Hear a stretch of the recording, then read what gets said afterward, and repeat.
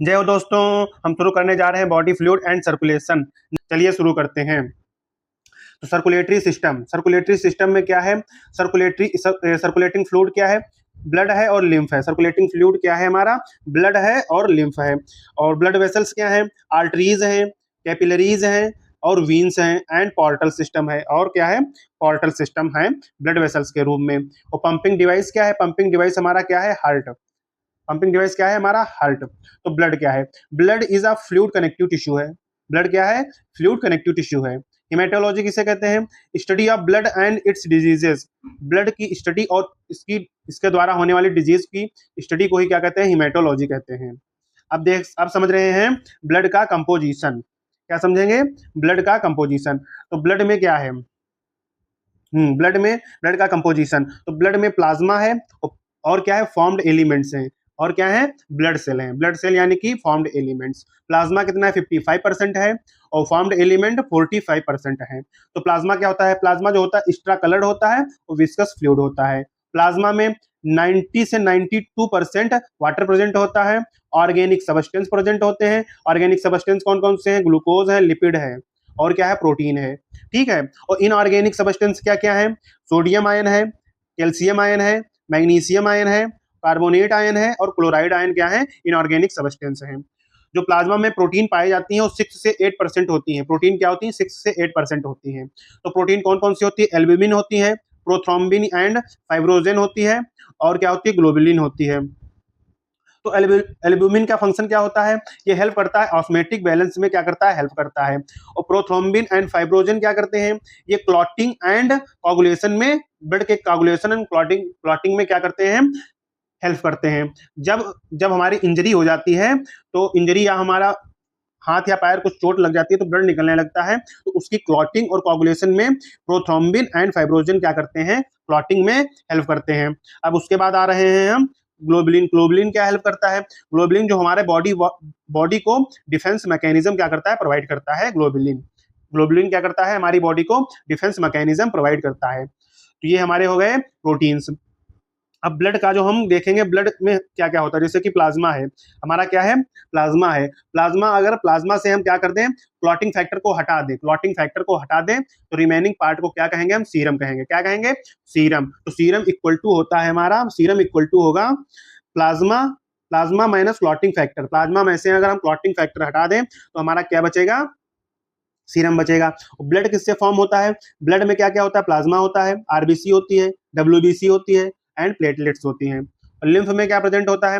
Lymph में हमारा plasma होता है, डब्ल्यूबीसी होता है।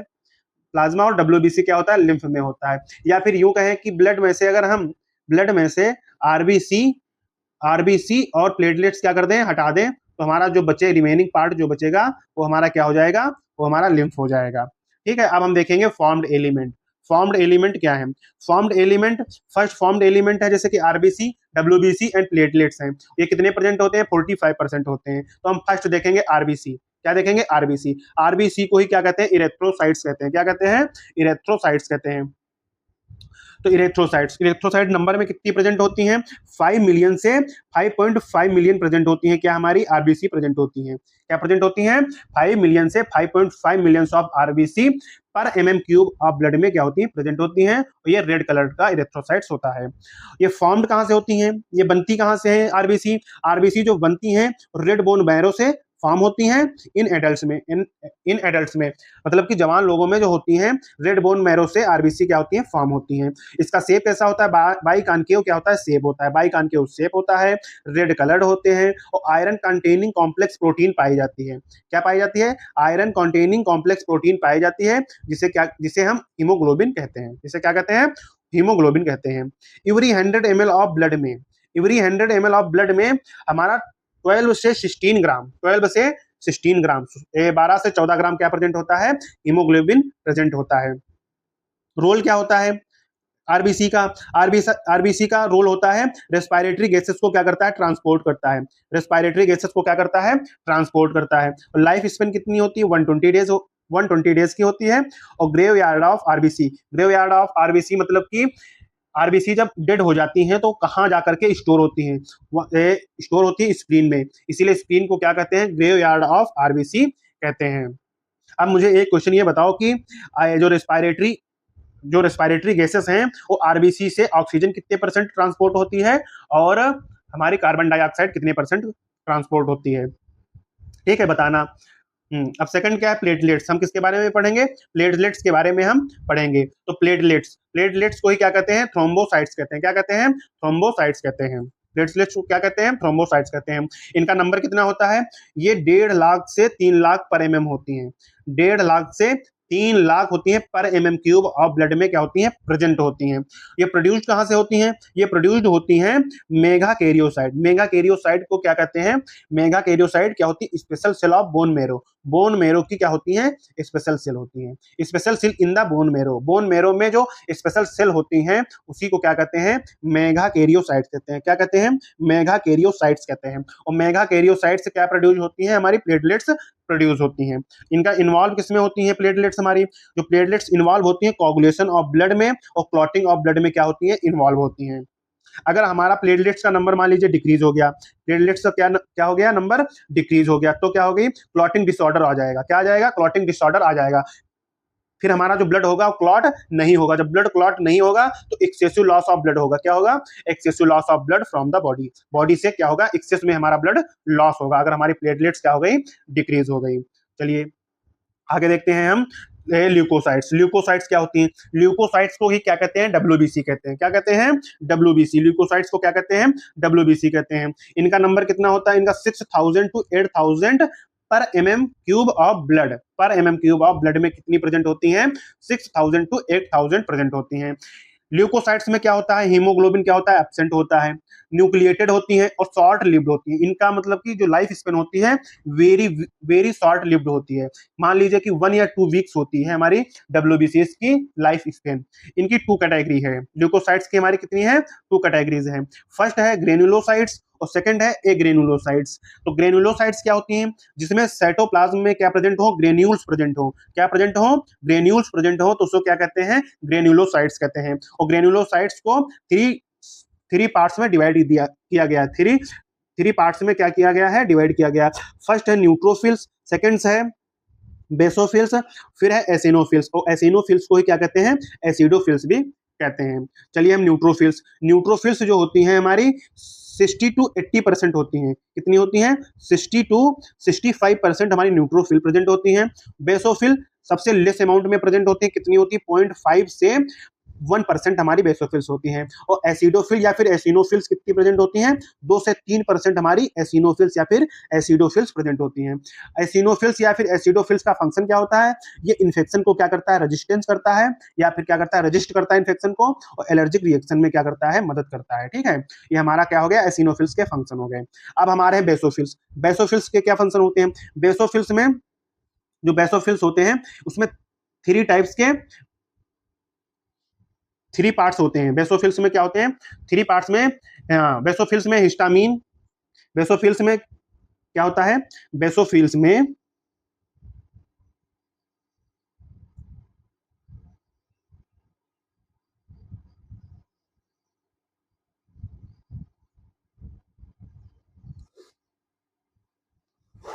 बेसोबिल्स। अब हम देख रहे हैं बेसोफिल्स। बेसोफिल्स जितनी बेसोफिल्स 0.5 से 1% क्या होती है, प्रेजेंट होती है। और बेसोफिल्स में हिस्टामिन प्रेजेंट होती है, सेरोटोनिन प्रेजेंट होते हैं, और क्या प्रेजेंट होते हैं, सेरोटोनिन प्रेजेंट होते हैं, सेरोटोनिन प्रेजेंट होते हैं, और हिपेरिन प्रेजेंट होता है हमारा किसमें, बेसोफिल्स में। और बेसोफिल्स, ठीक है, बेसोफिल्स का क्या फंक्शन होता है, ये इन्वॉल्व होते हैं इन्फ्लामेटरी रिएक्शंस में, क्या होते हैं, इन्वॉल्व होते हैं। कौन कौन इन्वॉल्व होता है, बेसोफिल सेल जो होती हैं वो इन्वॉल्व होती हैं इन्फ्लामेटरी रिएक्शन में, क्या होती हैं, इन्वॉल्व होती हैं। और जो हिस्टामिन क्या होता है, हिस्टामिन जो होता है वैसोडायलेटर की तरह वर्क करता है। वैसोडायलेटर की तरह क्या करता है, हिस्टामिन वर्क करता है। और हिपेरिन क्या करता है, हिपेरिन एंटीकोगुलेंट की तरह हमारा वर्क करता है। मान लीजिए अगर हमारे बॉडी से ब्लड निकाला गया तो वो अगर कोगुलेट ना हो जाए उसमें, इसलिए क्या मिलाया जाता है, उसमें हिपेरिन मिलाया जाता है। क्या मिलाया जाता है, हिपेरिन मिलाया जाता है, जिससे क्या हो, ब्लड कोगुलेट ना हो पाए। ठीक है, ये हमारे हो गए हाँ, ग्रेनुलोसाइट्स। अब ग्रेनुलोसाइट्स के बाद हम देखेंगे ए ग्रेनुलोसाइट्स। ए ग्रेनुलोसाइट्स क्या होते हैं? ए ग्रेनुलोसाइट्स में जो साइटोप्लाज्म होता है उसमें विथआउट ग्रेन्यूल्स, ग्रेन्यूल्स उसमें क्या होते हैं? एब्सेंट होते हैं साइटोप्लाज्म में, तो उसे क्या कहते हैं? ए ग्रेनुलोसाइट्स कहते हैं। क्या कहते हैं? ए ग्रेनुलोसाइट्स कहते हैं। तो ए ग्रेनुलोसाइट्स को दो पार्ट्स में डिवाइड किया गया है, monocytes and lymphocytes. Monocytes and lymphocytes. तो इसको अगर याद करने की ट्रिक हम बताएं तो इसको याद कर लेना माल, MAL, माल। माल मतलब M माने मोनोसाइट्स, A माने ए ग्रेनुलोसाइट्स और L माने लिम्फोसाइट्स। L माने लिम्फोसाइट्स, तो इसको याद कर लेना माल।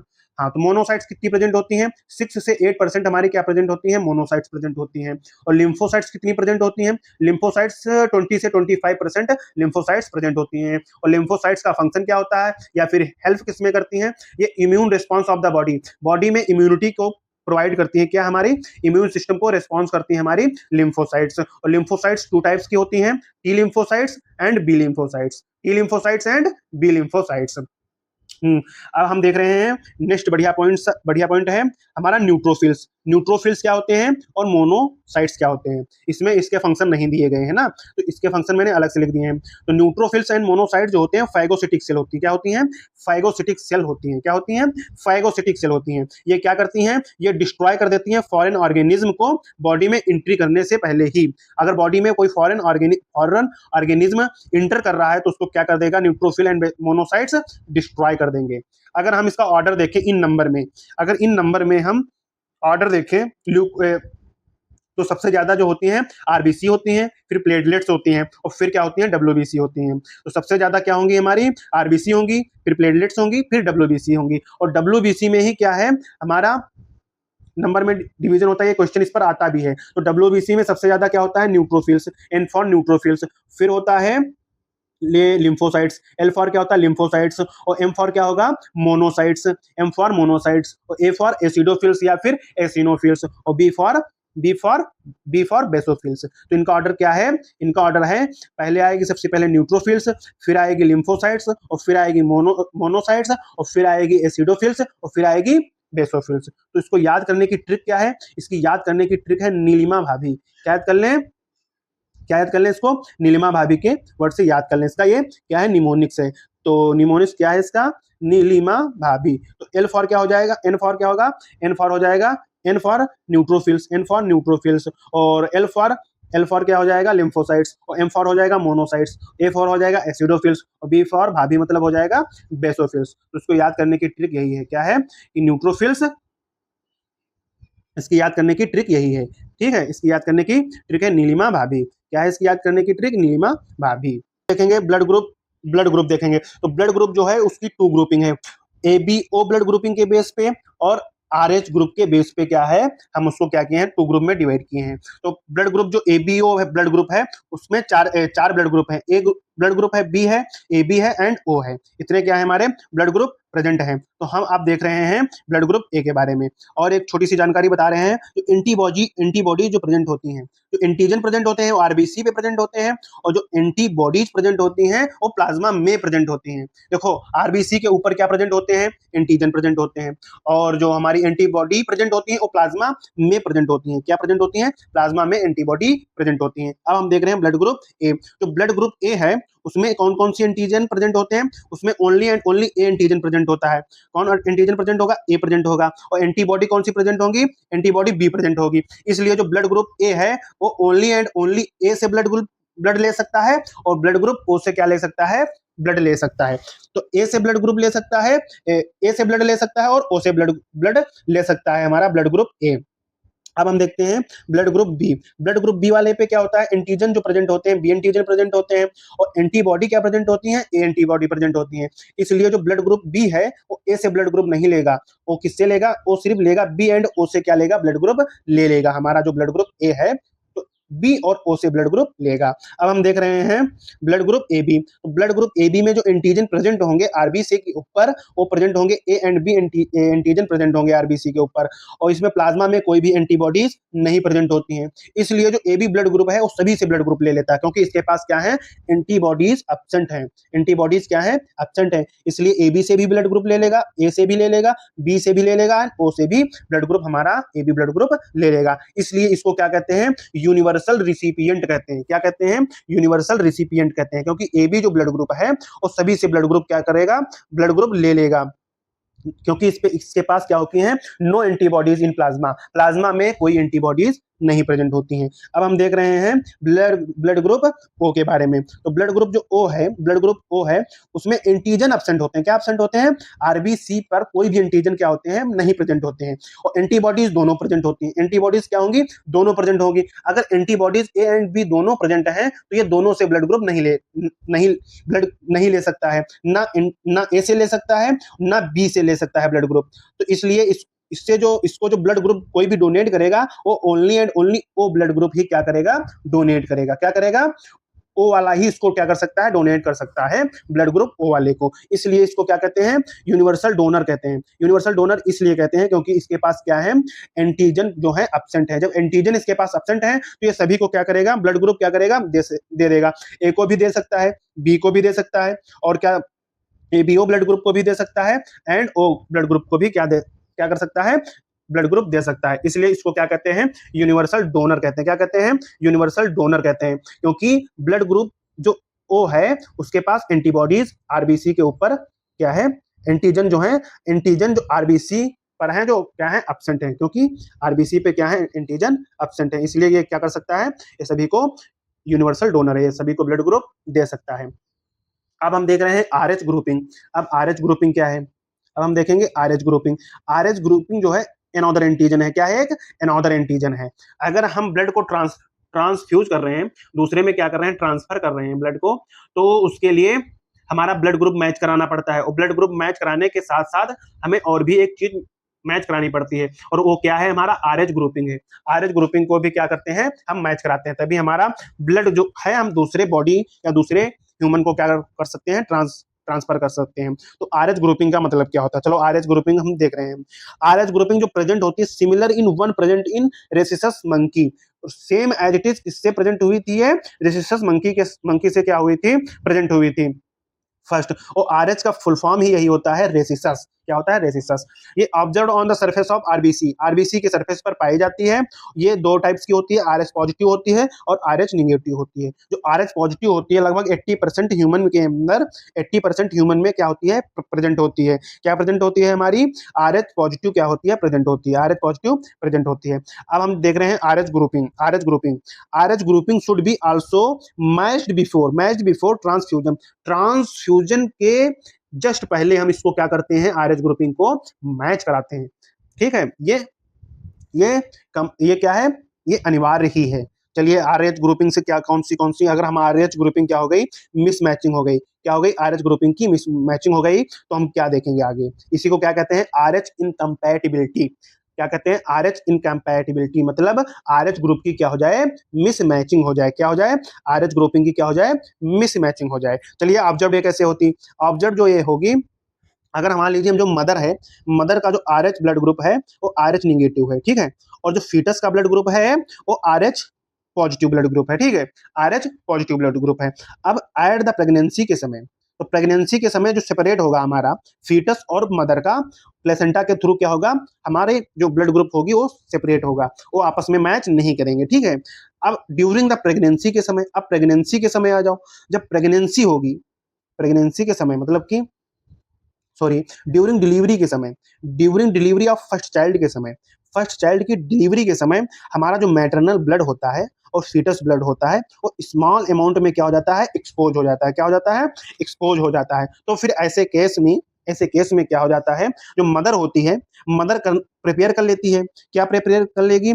एंटीबॉडीज क्या होगी? प्रिपेयर कर लेगी अगेंस्ट, किसके against? RH antigen, RH antigen के खिलाफ क्या कर लेगी? अपने ही आरएच एंटीजन के अगेंस्ट एंटीबॉडीज क्या कर लेगी?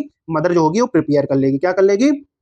मदर प्रिपेयर कर लेगी। अब जब मदर प्रिपेयर कर लेगी तो इससे आगे क्या होगा?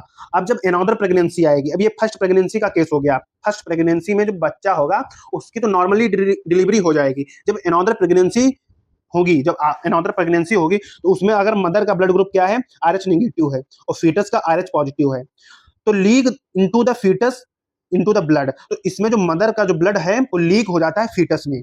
बिल्कुल स्मॉल अमाउंट में, और जिससे फीटस की क्या हो जाएंगी, आरबीसी क्या हो जाएंगी, डिस्ट्रॉय हो जाएंगी, सेकंड बेबी में या थर्ड बेबी में या फोर्थ बेबी में।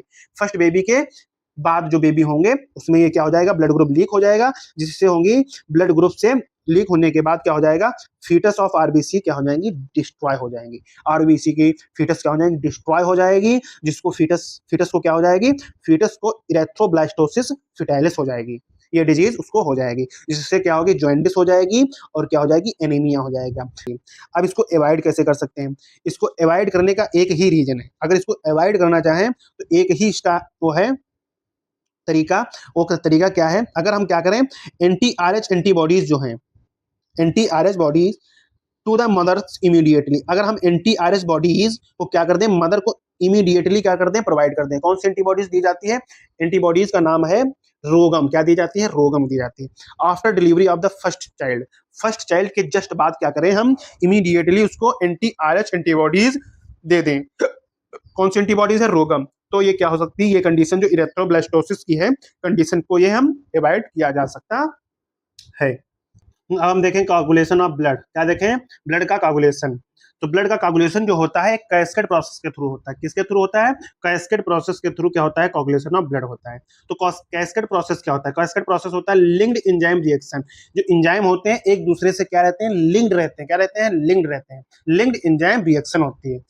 हाँ, ये के लिंक कैस्केड प्रोसेस क्या होती है, ईच प्रोडक्ट ऑफ, जो ईच प्रोडक्ट फॉर्म होगा, जो each product form, each product at as catalyst for next step, जो इस जो दो स्टेप से, जो हमारे दो सबस्ट्रेट से प्रोडक्ट फॉर्म हुआ है, वो प्रोडक्ट अगली रिएक्शन का क्या बनेगा, कैटलिस्ट बनेगा, इसीलिए इसको क्या कहते हैं, कैस्केड प्रोसेस कहते हैं। और इसमें कैल्शियम जो होगा इंपॉर्टेंट रोल प्ले करता है, इंपॉर्टेंट रोल प्ले करता है क्लॉटिंग में। तो अब हम जानते हैं कैस्केड प्रोसेस को, कैसे ये प्रोसेस स्टेप बाय स्टेप होती है। तो फर्स्ट स्टेप मान लो क्या हुई, तुम्हें इंजरी हुई या फिर ट्रामा हुआ, या मतलब कि तुम्हें चोट लगी। अब चोट जब लगी तो तुम्हारे क्या निकलेगा, ब्लड निकलेगा। अब ब्लड में क्या होगा, डीकम्पोजिशन ऑफ प्लेटलेट्स, जहां पर आपकी चोट लगी है वहां पर डीकम्पोजिशन ऑफ प्लेटलेट्स, प्लेटलेट्स वहां पर क्या हो जाएंगी, जमा हो जाएंगी। और वहां प्लेटलेट से क्या रिलीज होगा, प्लेटलेट से रिलीज होगा हमारा थ्रोम्बोप्लास्टिन, थ्रोम्बोप्लास्टिन क्या होगा, रिलीज होगा। और कहाँ से रिलीज होगा, जो इंजर्ड टिश्यू होंगे वहीं पर आसपास, जो यहाँ चोट लगी है वहां से जो रिलीज होगा, वो वहां से भी क्या रिलीज होगा, थ्रोम्बोप्लास्टिन रिलीज होगा। और थ्रोम्बोप्लास्टिक ब्लड और ब्लड के कैल्शियम आयन से मिल करके हमारा एंजाइम कॉम्प्लेक्स फॉर्म कर देगा। और कौन सा एंजाइम बनाएगा, थ्रोम्बोकाइनेज का formation, activation of thrombokinase, thrombokinase क्या हो जाएगा, एक्टिवेट हो जाएगा। ठीक है, जब एक्टिवेट हो जाएगा तब क्या होगा, उसमें क्या होगा, लीवर में विटामिन के के द्वारा, इसके विटामिन के के द्वारा हमारे ब्लड में क्या होगी, रिलीज, प्रोटीन रिलीज होगी। और कौन सी रिलीज होगी, प्रोथ्रोम्बिन रिलीज होगी, जो एक इनएक्टिव प्रोटीन है। तो प्रोथ्रोम्बिन रिलीज होने के बाद थ्रोम्बोकाइनेज एंजाइम से मिलने के बाद थ्रोम्बिन क्या करेगी, फॉर्म होगी। तो प्रोथ्रोम्बिन को थ्रोम्बिन में बदलने के लिए कौन सा एंजाइम लगता है, थ्रोम्बोकाइनेज एंजाइम लगता है। कौन सा, थ्रोम्बोकाइनेज लगता है। तो जो थ्रोम्बिन होती है वो एक्टिव प्रोटीन होती है। ठीक है, तो अब इसमें क्या होगा, जो फाइब्रोजन होंगी, फाइब्रोजन जो होते हैं ब्लड में प्रेजेंट होते हैं, ये सोल्यूबल फाइबर होते हैं। कैसे फाइबर होते हैं, सोल्यूबल फाइबर होते हैं और इनएक्टिव होते हैं। इसको क्या करेगा, फाइब्रोजन को फाइब्रिन में कन्वर्ट कर देगा। कौन कन्वर्ट करेगा, थ्रोम्बिन करेगा। कौन करेगा, थ्रोम्बिन करेगा कन्वर्ट। तो फाइब्रोजन को क्या कर देगा, फाइब्रिन में कन्वर्ट हो जाएंगे। और फाइब्रिन जो होगा इनसोल्यूबल होता है। क्या होता है ये, फाइब्रिन जो होगा इनसोल्यूबल पार्ट है। क्या है, इनसोल्यूबल है। जब फाइब्रिन फॉर्म हो जाएंगी, इनसोल्यूबल फाइब्रिन का फॉर्म होगा तो ये नेटवर्क ऑफ फाइब्रिन बनाएंगी। जब नेटवर्क ऑफ फाइब्रिन बन जाएंगी तो वो कोगुलेट करेंगी। क्या करेंगी, कोगुलम एक्ट एज कोगुलम का फॉर्मेशन करेंगी, जो एक क्या है, सॉफ्ट क्लॉट फॉर्मेशन होगा। क्या होगा, सॉफ्ट क्लॉट का क्या होगा, फॉर्मेशन होगा। जब सॉफ्ट क्लॉट फॉर्मेशन होगा तो वो एयर के कांटेक्ट में आएगा। जब एयर के कांटेक्ट में आएगा तो रेडिश ब्राउन कलर का फॉर्मेशन हो जाता है, जिसे पपड़ी कहते हैं। और रेडिश ब्राउन कलर की क्या फॉर्म होगी, स्कम फॉर्म हो जाएगा। क्या होगा, स्कम का फॉर्मेशन हो जाएगा। ठीक है, तो ये हो गया हमारा blood coagulation of blood injury होने के बाद। ठीक है, अब हम आगे देख रहे हैं लिम्फ क्या है, लिम्फ क्या है, क्या देखेंगे, जो लिम्फ है वो टिश्यू फ्लूइड है। क्या है, टिश्यू फ्लूइड है। और लिम्फ किससे किससे बना है, plasma plus WBC। Plasma plus WBC। इसमें RBC और प्लेटलेट्स क्या होती हैं, एब्सेंट होती हैं। जो फ्लूइड प्रेजेंट होता है, उस कहाँ प्रेजेंट होता है, लिम्फेटिक सिस्टम में प्रेजेंट होगा। कहाँ प्रेजेंट होगा, हमारा जो फ्लूइड होगा लिम्फेटिक सिस्टम में प्रेजेंट होगा। जो लिम्फेटिक सिस्टम होता है वो क्या होता है, किससे फॉर्म होता है, ये elaborate network of vessels. Vessels का क्या है, इलेबोरेट नेटवर्क है क्या, लिम्फेटिक सिस्टम। तो लिम्फेटिक सिस्टम क्या करता है, ये कलेक्ट करेगा और ड्रेन करेगा, ड्रेन करेगा, collect and drain to the major veins. Major veins के थ्रू क्या करेगा, कलेक्ट करेगा और ड्रेन करेगा। ड्रेन मतलब निकालना, ड्रेन मतलब निकालना, और लाएगा और क्या करेगा, निकालेगा। कौन करेगा, लिम्फेटिक सिस्टम। ठीक है। तो जो लिम्फ होता है वो कलरलेस होता है। क्या होता है, कलरलेस फ्लूइड होता है। क्या होता है, कलरलेस फ्लूइड होता है। रिस्पॉन्सिबल फॉर इम्यूनिटी के लिए क्या होता है, रिस्पॉन्स होता है। बॉडी के इम्यूनिटी के लिए क्या होता है, रिस्पॉन्स होता है। ये इंपॉर्टेंट कैरियर है, किसका कैरियर है, न्यूट्रिएंट्स का कैरियर है और हार्मोन्स का क्या है, कैरियर है। और लिम्फ के ही थ्रू क्या होगी, हमारी फैट जो होगी एब्जॉर्ब होगी। वो एब्जॉर्ब किससे होती है, लेंटी सेल्स होती हैं। वो कहाँ प्रेजेंट होती है, इंटेस्टाइनल विलाई में क्या होती हैं, प्रेजेंट होती हैं। तो लिम्फ के थ्रू क्या होता है, exchange of nutrients and gases between the blood and cells. Blood and cells के बीच गैसियस एंड न्यूट्रिएंट्स का क्या होता है, गैसियस एंड न्यूट्रिएंट्स का क्या होता है, एक्सचेंज होता है लिम्फ के थ्रू। चलिए अब हम देख रहे हैं सर्कुलेटरी पाथवे। सर्कुलेटरी पाथवे कौन कौन से हैं, टू टाइप्स के सर्कुलेटरी पाथवे हैं, एक है ओपन, एक है क्लोज्ड। तो ओपन में क्या होता है, ओपन जो होता है हार्ट में, हार्ट में जो ब्लड आता है, large vessels passes through large vessels into the open space and body cavity sinuses। तो इसमें क्या होता है, हार्ट से लार्ज वेसल्स में क्या होगा, ब्लड फ्लो करेगा into the open space. Open space of body के क्या होगा, बॉडी केविटी प्रेजेंट होती है ओपन सर्कुलेटरी सिस्टम में, जिसे क्या कहते हैं, साइनस कहते हैं। क्या कहते हैं, साइनस कहते हैं। तो उसमें क्या हो जाएगा, ओपन हो जाएंगी, क्या, लार्ज वेसल जो होंगी वो ओपन हो जाएंगी। ये किस में प्रेजेंट होता है, ये मोलस्कस में प्रेजेंट होता है, और किस में प्रेजेंट होगा, आर्थ्रोपोड्स में प्रेजेंट होता है हमारा ओपन सर्कुलेटरी सिस्टम। अब हम देखेंगे क्लोज सर्कुलेटरी सिस्टम। और क्लोज सर्कुलेटरी सिस्टम में क्या होता है, इसमें जो ब्लड जो होगा पासेस थ्रू क्लोज्ड वेसल्स। इसमें क्या होंगी, क्लोज्ड वेसल्स प्रेजेंट होंगी। क्या होंगी, क्लोज्ड वेसल्स प्रेजेंट होती हैं। इसमें नेटवर्क ऑफ ब्लड वेसल्स होंगी। ब्लड वेसल्स का क्या होगा, नेटवर्क होगा। ब्लड वेसल्स का क्या होगा, नेटवर्क होगा, किसमें, क्लोज्ड ब्लड वेसल्स में। ठीक है। तो ऑल वर्टिब्रेट्स जो होते हैं हैव मस्कुलर चैम्बर्ड हार्ट होते हैं। क्या होते हैं, मस्कुलर चैम्बर्ड हार्ट होते हैं। तो अब हम देख रहे हैं क्लोज्ड सर्कुलेटरी सिस्टम किसमें प्रेजेंट होता है, एनिलीड्स में प्रेजेंट होगा और कॉर्डेट्स में प्रेजेंट होगा। किसमें किसमें प्रेजेंट होगा, हमारा प्रेजेंट जो होगा, हाँ, क्लोज्ड एनिलीड्स में प्रेजेंट होगा, एनिलीड्स में प्रेजेंट होगा, एनिलीडा में प्रेजेंट होगा, और कॉर्डेट्स में क्या होगा, क्लोज्ड सर्कुलेटरी सिस्टम प्रेजेंट होगा। अब हम all vertebrates have muscular chambered heart present होते हैं। क्या प्रेजेंट होते हैं, वर्टिब्रेट्स में ही क्या होते हैं, मस्कुलर हार्ट प्रेजेंट होते हैं। किसमें प्रेजेंट होते हैं, वर्टिब्रेट्स में मस्कुलर हार्ट प्रेजेंट होते हैं। जैसे कि फिशेस हो गई, फिशेस में टू चैम्बर्ड हार्ट होता है, एक एट्रियम होगा, एक वेंट्रिकल होगा। तो इसमें जो होगा हमारा पाथवे क्या होगा, इसमें जो डीऑक्सीजनेटेड ब्लड होगा, डीऑक्सीजनेटेड ब्लड होगा वो हार्ट के थ्रू पंप होगा, फिर हो जाएगा गिल्स के पास। गिल्स के पास वो ऑक्सीजन ऑक्सीजनेटेड ब्लड में फॉर्म कन्वर्ट हो जाएगा, और ऑक्सीजनेटेड ब्लड जो होगा वो गिल्स के थ्रू इसमें बॉडी पार्ट्स में क्या हो जाएगा, डिस्ट्रीब्यूट हो जाएगा। और इसी को क्या कहते हैं, सिंगल सर्कुलेशन कहते हैं। क्या कहते हैं, सिंगल सर्कुलेशन। सिंगल मतलब कि हार्ट में एक बार ही ब्लड आ रहा है, सिंगल बार आ रहा है, सिंगल बार आ रहा है, तो इसलिए इसको क्या कहेंगे, सिंगल सर्कुलेशन। क्या कहेंगे, सिंगल सर्कुलेशन, क्योंकि हार्ट से गिल्स में गया और गिल्स से क्या हो गया, बॉडी पार्ट्स में डिस्ट्रीब्यूट हो गया। अब हम देखेंगे एम्फीबियंस और रेप्टाइल्स में। जो एम्फीबियंस एंड रेप्टाइल्स होते हैं, एम्फीबियंस एंड रेप्टाइल्स होते हैं, उसमें 3 चैम्बर्ड हार्ट होता है। 2 एट्रियम होंगे और एक क्या होगा, एक वेंट्रिकल होंगे। क्या होंगे, एक वेंट्रिकल होंगे। तो इसमें 3 चैम्बर्ड हार्ट प्रेजेंट होता है, एक्सेप्ट क्रोकोडाइल। क्रोकोडाइल में क्या होगा, 4 चैम्बर्ड, क्या होगा, 4 चैम्बर्ड हार्ट प्रेजेंट होता है। अब देखेंगे डिस्ट्रीब्यूशन इसका कैसे होगा, जैसे कि कैसे कैसे ब्लड फ्लो करेगा।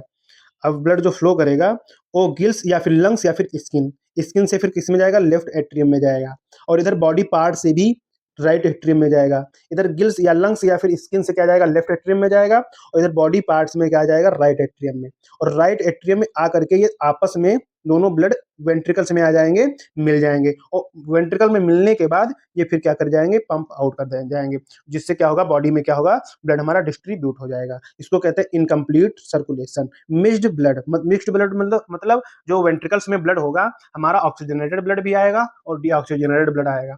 ऑक्सीजनेटेड एंड डीऑक्सीजनेटेड ब्लड आकर के मिल करके हमारा बॉडी में क्या हो जाता है, डिस्ट्रीब्यूट हो जाता है। इसीलिए इसको क्या कहते हैं, इसीलिए इसको क्या कहते हैं, इनकम्प्लीट सर्कुलेशन कहते हैं। क्या कहते हैं, इनकम्प्लीट या फिर मिक्स्ड ब्लड सर्कुलेशन कहते हैं। ये किसमें प्रेजेंट होता है, एम्फीबियंस एंड रेप्टाइल्स में प्रेजेंट होता है, एक्सेप्ट क्रोकोडाइल, क्रोकोडाइल कर को छोड़ करके। अब क्रोकोडाइल, चलो क्रोकोडाइल को भी देख लेते हैं। क्रोकोडाइल हो गया, बर्ड्स हो गई, और बचे हुए मेमल्स हो गए। इसमें कौन सा, 4 चैम्बर्ड हार्ट प्रेजेंट होता है, और जिसे क्या कहते हैं, डबल सर्कुलेटरी सिस्टम भी कहते हैं। क्या कहते हैं, डबल सर्कुलेशन सिस्टम कहते हैं। और यही हम आगे पूरा प्रोसेस पढ़ने वाले हैं इसमें, जो इस चैप्टर में है, वो हम आगे जो भी पढ़ेंगे वो हम पढ़ेंगे 4 चैम्बर्ड हार्ट। 4 चैम्बर्ड हार्ट यानी कि डबल सर्कुलेटरी सिस्टम के बारे में हम पढ़ेंगे, अर्थात हम मेमल्स या फिर बर्ड्स या फिर क्रोकोडाइल का हार्ट के बारे में जानकारी लेंगे। तो अब हम देखेंगे ह्यूमन का हार्ट। जो ह्यूमन हार्ट है, इसको ह्यूमन सर्कुलेटरी सिस्टम, इसका जो ऑरिजिन है मेजोडर्मल है। कैसा है, मेजोडर्मल टिश्यू से क्या हुआ है, हार्ट का फॉर्मेशन हुआ है। ठीक है, ओरिजिन है। पोजीशन इसकी क्या होती है, पोजीशन इसकी थोरेसिक कैविटी में इसकी पोजीशन है, इन बिटवीन, किसके बीच में, 2 लंग्स के बीच में, और मीडिया स्टर्नम कैविटी प्रेजेंट होती है। हार्ट में एक, ये जैसे हमारा लेफ्ट लंग्स हो गया और राइट लंग्स हो गया, राइट और लेफ्ट लंग्स के बीच में हमारा मीडिया स्टर्नम की कैविटी प्रेजेंट होती है। उसी को क्या कहते हैं, कैविटी प्रेजेंट होती है, जिसको क्या कहते हैं, मीडिया स्टर्नम कहते हैं। ये स्लाइटली टिल्ट होता है लेफ्ट साइड, किधर स्लाइटली टिल्ट होगा, लेफ्ट साइड टिल्ट होता है। इसका साइज क्या होता है, क्लिंज्ड फिस्ट की तरह होता है, मतलब मुट्ठी को बंद कर लो, एक मुट्ठी के बराबर का होता है हमारा हार्ट। कवरिंग क्या होती है हार्ट की, हार्ट को जो होता है प्रोटेक्ट होता है किसके, double walled membranes bag, double वाल मेम्ब्रेनस बैग, इससे होगा डबल वाल मेम्ब्रेनस बैग से क्या होगा, प्रोटेक्ट होगा, जिसे क्या कहते हैं, पेरिकार्डियम कहते हैं। क्या कहते हैं, पेरिकार्डियम कहते हैं। अब इसमें क्या होते हैं, एट्रियल सेप्टम प्रेजेंट होते हैं हार्ट में। तो एट्रियल सेप्टम क्या होते हैं, सेपरेट राइट एंड लेफ्ट एंट्रियम को क्या करते हैं, जो सेपरेट करते हैं, जो मतलब कि यहाँ पर प्रेजेंट है, ये लेफ्ट एट्रियम है, ये राइट एट्रियम है, तो इसके बीच में जो एक लेयर प्रेजेंट होगी, सेपरेट करेगी इन दोनों चैम्बर को, ये किसके थ्रू, एट्रियल सेप्टम के थ्रू क्या होंगे, सेपरेट होंगे। ये कैसी होती है, थिन होती है और मस्कुलर वाल होती है। कैसी होती है, मस्कुलर वाल होती है। अब हम देखेंगे इंटर इंटरवेंट्रिकुलर सेप्टम। अब देखेंगे इंटरवेंट्रिकुलर सेप्टम, ये क्या करते हैं, सेपरेट करते हैं राइट एंड लेफ्ट वेंट्रिकल को। ये लेफ्ट वेंट्रिकल है, ये राइट वेंट्रिकल है, तो इसको जो सेपरेट करेगी, जो लेयर होगी ये वाली लेयर, इसको क्या कहेंगे, इंटरवेंट्रिकुलर सेप्टम बोलेंगे। ये कैसी होती है, थिक होती है, मस्कुलर वाल होती है। ऊपर वाली कैसी होती है, थिन होती है, नीचे वाली कैसी होती है, थिक होती है। ठीक है, थिक होती है मतलब मोटी होती है, ऊपर वाली पतली होती है। अब हम देखेंगे एंट्रियोवेंट्रिकुलर सेप्टम। एट्रियोवेंट्रिकुलर सेप्टम, ये क्या करता है, सेपरेट करता है, किसको सेपरेट करता है, एट्रियम को सेपरेट करता है, और वेंट्रिकल को क्या करता है, सेपरेट करता है सेम साइड। इधर सेम साइड, किधर सेम साइड, मतलब कि ये अगर सेम साइड हुई ना, ये राइट का पोर्शन हुआ, कैसा पोर्शन हुआ, राइट का, तो इसके बीच में जो ये सेप्टम प्रेजेंट है, ये हमारा एट्रियम है, ये हमारा वेंट्रिकल है, तो इसके बीच में जो सेप्टम प्रेजेंट है, इसको क्या कहेंगे, एट्रियोवेंट्रिकुलर सेप्टम कहेंगे। ये कैसा होता है, थिक फाइबरस टिश्यू का फॉर्म होता है, एक थिक फाइबरस टिश्यू का बना हुआ होता है। ठीक है, और इधर ये से ये भी है प्रेजेंट, ये भी क्या है, इधर ये क्या है, ये जो हमारा फॉर्म होगा, एट्रियोवेंट्रिकुलर सेप्टम प्रेजेंट होगा, लेफ्ट और राइट लेफ्ट एट्रियम और राइट लेफ्ट वेंट्रिकल के बीच में जो हमारा सेप्टम प्रेजेंट होगा, इसी को क्या कहेंगे, एट्रियोवेंट्रिकुलर सेप्टम कहेंगे। ठीक है, अब इसमें कुछ वॉल प्रेजेंट होती हैं। वॉल मतलब दरवाजे, वॉल मतलब दरवाजे, ये क्या करते हैं, allow the flow of blood, blood को अलाउ करते हैं फ्लो करने में, ओनली इन वन डायरेक्शन में ब्लड को फ्लो करने में हेल्प करते हैं, कौन, वाल्व हेल्प करते हैं। जैसे कि एट्रिया, एट्रिया से वेंट्रिकल गया, वेंट्रिकल से कहाँ गया ब्लड हमारा, पल्मोनरी आर्टरी में गया, फिर एरोटा में गया। मान लीजिए जैसे कि ऐसा समझिए, ऐसा समझिए कि जैसे कि हमारा, हाँ ये एट्रिया है, ये एट्रिया है, अब यहाँ इस एट्रिया से हमारा ब्लड इधर गया, ठीक है, तो इधर एट्रिया से हमारा ब्लड इधर गया। अब इधर एट्रिया से फिर वेंट्रिकल गया, ये वेंट्रिकल में आ गया, ये इधर वेंट्रिकल में आ गया, इधर वेंट्रिकल में आ गया, फिर वेंट्रिकल से कहाँ जाएगा हमारा, या तो फिर जाएगा पल्मोनरी आर्टरी में जाएगा, या फिर कहाँ जाएगा, या फिर कहाँ जाएगा, हाँ पल्मोनरी आर्टरी में जाएगा, या तो फिर कहाँ जाएगा, एओर्टा में जाएगा, कहाँ जाएगा, एओर्टा में जाएगा। तो इसको अगर बैक फ्लो ना हो, मान लीजिए इसकी एट्रिया से वेंट्रिकल में आया ब्लड, तो इसका अगर बैक फ्लो ना हो, इसी को रोकने के लिए हमारी वाल्व का काम होता है। किसका काम होगा? वाल्व का काम होता है। अब इसमें क्या आ जाता है? Tricuspid valve and bicuspid valve. अब प्रिवेंट एनी बैक फ्लो।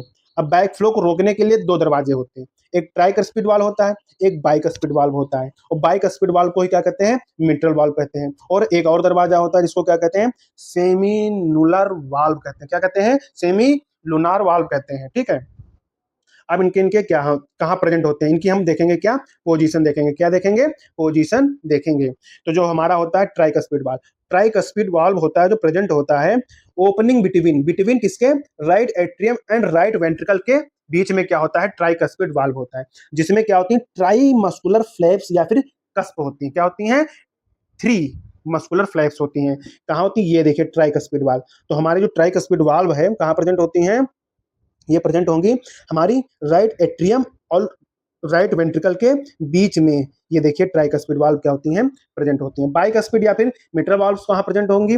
ये प्रेजेंट होंगी ओपनिंग बिटवीन, ओपनिंग बिटवीन किसके किसके बीच में? लेफ्ट एट्रियम या फिर लेफ्ट वेंट्रिकल। मतलब कि यहाँ पर क्या होंगी? बाइकस्पिड वाल्व या फिर मिट्रल वाल्व प्रेजेंट होती हैं। इसमें क्या होता है? 2 मस्कुलर फ्लैप या फिर कैस्प होती हैं। क्या होती हैं? 2 मस्कुलर फ्लैप्स प्रेजेंट होती हैं। यहाँ पर क्या प्रेजेंट होगी? 2 मस्कुलर फ्लैप्स प्रेजेंट होती हैं। अब आएंगे सेमी नुलार वाल्व। क्या आएंगे? Semi semilunar valve, semilunar valves. ये कहाँ प्रेजेंट होती है? Opening right and left ventricles into aorta and pulmonary artery के बीच में क्या होती हैं? प्रेजेंट होती हैं। मान लीजिए जैसे कि ये हमारा वेंट्रिकल है, ये हमारा वेंट्रिकल है, इससे जाएगी हमारी, किस में जाएगी? पल्मोनरी आर्टरी में जाएगा। क्या जाएगा? हमारा ब्लड जाएगा। तो एक यहाँ पर सेमिनुलार वाल्व प्रेजेंट होती हैं, एक सेमिनुलार वाल्व यहाँ पर प्रेजेंट होंगी, और एक कहाँ पर प्रेजेंट होंगी? एक यहाँ पर प्रेजेंट होंगी। जो हमारा लेफ्ट वेंट्रिकल से अयोर्टा में जाता है ब्लड, लेफ्ट वेंट्रिकल से अयोर्टा में जाएगा ब्लड, तो उसके बीच में यहाँ पर की क्या प्रेजेंट होंगी? हमारी सेमिनुलार वाल्व प्रेजेंट होंगी। और इधर एक प्रेजेंट होंगी सेमिनुलार वाल्व यहाँ पर। ठीक है। जिसको बैक फ्लो को क्या करेंगी? प्रिवेंट करेंगी। बैक फ्लो को क्या करती हैं? ये प्रिवेंट करती हैं। ये देखिए जैसे क्या है, superior on vena cava. Superior vena cava जो होता है बॉडी के ऊपर पोर्शन से क्या लाता है? ब्लड को लाता है। इन्फीरियर वेना कावा क्या होती है? ये लोअर पोर्शन से क्या लाता है? ब्लड को लाता है। कहाँ से लाता है? लोअर पोर्शन से। ये हमारा राइट एट्रियम हो गया, ये लेफ्ट वेंट्रिकल हो गया, ये हमारी पल्मोनरी आर्टरी हो गई, और ये पल्मोनरी वीन्स हो गई, ये हमारी लेफ्ट एट्रियम हो गई, ये मिट्रल वाल्व हो गई, जिसको क्या कहते हैं? बाइकस्पिड वाल्व कहते हैं। ये हमारी क्या हो गई? ये हमारी अयोर्टा हो गई। क्या हो गई? अयोर्टा वाल्व हो गई। अयोर्टा वाल्व को क्या कहते हैं? सेमिनुलार वाल्व कहते हैं। लेफ्ट वेंट्रिकल, ये हमारा क्या हो गया? लेफ्ट वेंट्रिकल हो गया। जो ब्लू कलर का दिखाई दे रहा है ये हमारा क्या होना है? डी ऑक्सीजनेटेड ब्लड है, और जो हमारा रेड कलर का है वो हमारा ऑक्सीजनेटेड ब्लड को दिखाया गया है। अब हम देखेंगे कंडक्शन ऑफ हार्ट, मतलब हार्ट का कंडक्शन कैसे हुआ होगा। तो हार्ट जो होता है ऑटो एक्साइटेबल है, मतलब कि अपने आप से क्या करता है? एक्साइटेबल, मतलब कि पोटेंशियल क्या करता है? प्रोड्यूस करता है। इसी को क्या कहते हैं? मायोजेनिक। इसी को क्या कहते हैं? मायोजेनिक हार्ट, अर्थात ऑटो एक्साइटेबल। तो कंडक्शन जो ओरिजिनेट होगा from modified cardiac muscle, cardiac muscle के थ्रू होता है। कार्डियक मसल में क्या ही होते हैं? टिश्यू होते हैं। कौन से? नोडल टिश्यू प्रेजेंट होते हैं। कौन कौन से टाइप के नोडल टिश्यू होते हैं? जैसे SA nodes, AV nodes, bundle of His, Purkinje fibres, ये हमारे नोडल टिश्यू प्रेजेंट होते हैं। जो ऐसे नोड्स है, ऐसे नोड्स के को ही क्या कहते हैं? पेस मेकर कहते हैं। अगर हमारा हार्ट क्या हो गया? खराब हो गया, तो जो हार्ट जब खराब हो जाता है तो यहीं पर क्या हो जाता है? ऐसे नोड्स को, ऐसे नोड की पोजीशन पर हम एक क्या कर देते हैं? पेस मेकर का सेटलमेंट कर देते हैं। फिर होता है एवी नोड। एवी नोड क्या होता है? Pace shutter. पेस को क्या कर देते हैं? ये पेस मेकर की तरह वर्क करता है, ये पेस सेटर की तरह काम करता है। ठीक है। फिर आते हैं bundle of his. Bundle of हिस फिर आएंगे। बंडल ऑफ हिस को ही क्या कहते हैं? बंडल ऑफ पुरकिंजे फाइबर भी कहते हैं, या फिर इसको क्या कहेंगे? एवी बंडल्स भी कहेंगे। फिर आएंगे पुरकिंजे फाइबर, और पुरकिंजे फाइबर्स कहाँ प्रेजेंट होती हैं? Only present in ventricles. अब हम देखेंगे एक एक एसए नोड्स। पहला देखेंगे एसए नोड। ठीक है। इसकी पोजीशन कहाँ होती है? Right right upper right corner of right atrium. Position कहाँ होगी?